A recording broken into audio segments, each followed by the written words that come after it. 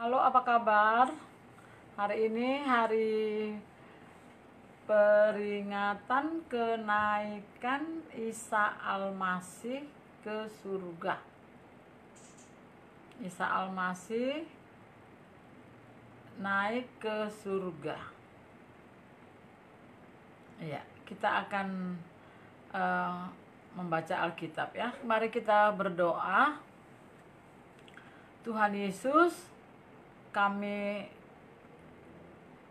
hari ini mengingat Engkau naik ke surga. Kami bersyukur karena kami sudah melewati 40 hari sejak hari Paskah, sejak kebangkitan dari antara orang mati. Hari ini kami merayakan hari kenaikan-Mu. Naik ke sebelah kanan Allah Bapa di surga. Terima kasih Tuhan Yesus, Engkau pergi menyediakan tempat bagi kami.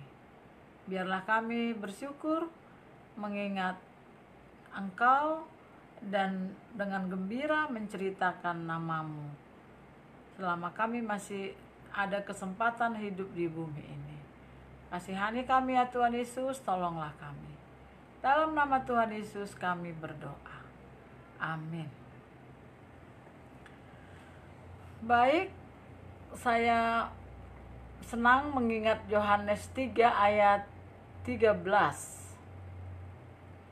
Yohanes 3 ayat 13 yang biasanya kita sudah hafal ya, yang sudah hafal Yohanes 3 ayat 13, yaitu tentang Tuhan Yesus yang naik ke surga ya. Tidak ada seorang pun yang telah naik ke surga selain daripada Dia yang telah turun dari surga, yaitu Anak Manusia. 3 ayat 13.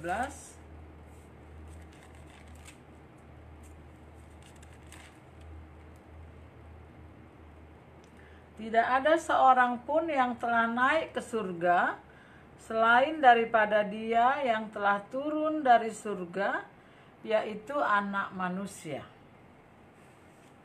Ya, Anak Manusia yang dimaksud di sini adalah Tuhan Yesus, Anak Allah. Dia dinyatakan dalam Yohanes, dikatakan oleh Yohanes di sini, tidak ada seorang pun yang telah naik ke surga selain daripada Dia yang telah turun dari surga, yaitu Anak Manusia. Dalam pengamatan saya ya, secara pribadi, susah sekali mencari lagu-lagu tentang kenaikan dan kebangkitan. Kebangkitan ada satu-satu lagu rohani, tapi lagu tentang Dia naik ke surga tidak terlalu banyak ya. Saya cuma tahu 2 lagu ya. Bangkit lalu naik ke surga, itu satu. Baru haleluya Dia hidup, haleluya Dia bangkit, haleluya Dia naik, Rohul Kudus turun. Kenapa begitu sedikit lagu tentang kebangkitan? Kenapa begitu sedikit lagu tentang kenaikan? Ya, mungkin yang ada bakat bisa menulis lagu, tolonglah diciptakan beberapa lagu tentang kenaikan Yesus atau tentang tubuh kebangkitan Tuhan Yesus. Iya, ada sih di dalam pikiran saya begini, sama kayak anak-anak gadis, anak-anak perempuan yang belum menikah. Jika kita berkata siap-siaplah nanti kalau kamu menikah nanti begini gitu ya. Terus belajarilah masak. Mama saya selalu mengatakan itu. Nanti kalau kau di rumah mertuamu gitu ya, di baula dohon no sadari mulodang moto ho mangalopa gitu. Tapi biasanya jawaban orang-orang muda itu begini, nanti lihat di situ aja lah itu gitu ya, lihat nantilah. Nah, apakah mungkin orang Kristen beranggapan bahwa soal tubuh kebangkitan, soal kenaikan ke surga itu satu hal yang akan kita alami nanti, jadi kita merasa nggak perlu lagi belajar tentang itu ya, sehingga rata-rata khotbah ataupun nyanyian, pujian itu mengenai kelahiran banyak sekali ya. Kalau lagu tentang Yesus datang itu banyak sekali, dan tentang penderitaannya dan kasihnya tentu memang itu harus paling banyak porsinya ya.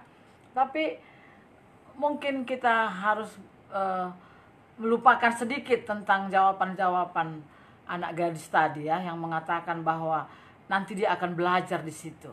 Jauh lebih baik jika sudah dipersiapkan sekarang. Ya. Jauh lebih baik jika kita tahu bahwa nanti ada tubuh kebangkitan seperti Yesus bangkit dari antara orang mati. Saya sangat diberkati dengan khotbah-khotbah pendeta saya selama musim corona ini ya, yang membahas tentang tubuh kebangkitan. Itu memberi spirit ya, memberi semangat bagi saya. Oh, nanti tubuhku nggak begini.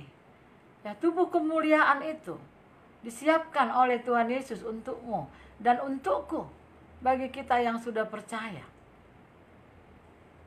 Ya, dan saya dapat berkat ketika membaca Daniel, bahwa dikatakan orang-orang yang sabar ya, orang-orang yang banyak menuntun orang lain datang kepada Tuhan Yesus, dia akan seperti bintang-bintang bercahaya di surga. Ya, jangan dong perjuangannya hanya masuk surga doang.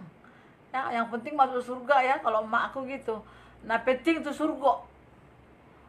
Di pinggir-pinggir raya tahu. Ya. Kenapa kalau untuk urusan surga kita rela di pinggir-pinggir saja? Tapi urusan bagi sembako aja masih ada orang yang pengen di depan ya. Dalam hal kerajaan surga ini sering sekali kita menganggap itu nggak serius. Nah, murid-murid Tuhan Yesus juga begitu ya. Mereka sibuk memikirkan bagaimana nanti kalau Yesus datang sebagai raja. Enaklah kami ya. Kalau Yesus raja, kau di kiri, aku di kanan. Aku panglima. Ya. Kau jenderalnya, kira-kira gitu ya. Iya. Tapi Tuhan Yesus selalu berbicara tentang merendahkan diri, melayani. Merendahkan diri dan melayani, memikul salib. Ketika Yesus berbicara soal memikul salib, banyak sekali yang mengundurkan diri. Ya, karena memang motivasi, banyak orang datang kepada Tuhan Yesus untuk mencari berkat ya, untuk masuk surga, tapi tidak bersedia untuk hidup dalam pelayanan.